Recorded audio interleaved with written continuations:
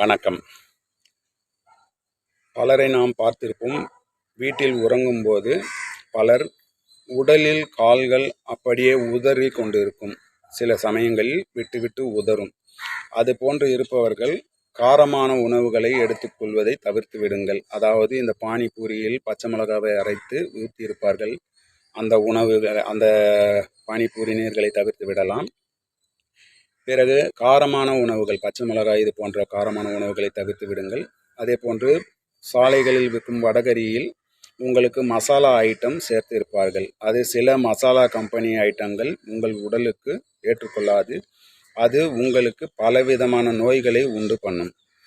நீங்கள் உண்டு இன்று சாப்பிடுகிறீர்கள் என்றால் இரவே உங்களுக்கு அதற்கான பலன் தெரியும்.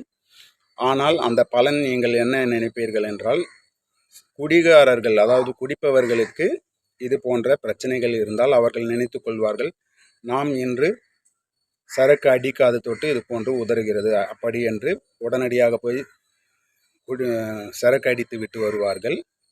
அது அதனால் ஏற்படும் பிரச்சனை அல்ல, நீங்கள் சாப்பிடும் காரமான உணவுகளால் ஏற்படும் பிரச்சனை. அது போன்று உங்களுக்கு இருந்தால் உடனடியாக எழுந்து ஒரு சொம்பு அல்லது 2 சொம்பு நீரை அருந்துங்கள். உடனடியாக சிறுநீர் வழியாக உங்களுக்கு அது போன்ற காரமான பிரச்சனைகள் வெளியேறிவிடும்.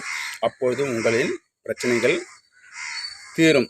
அதாவது உடல் உதறுவது மட்டும் இல்லாமல் நமக்கு உறக்கமும் சரியாக வராது, ஒரு டிஸ்டர்பாக இருக்கும்.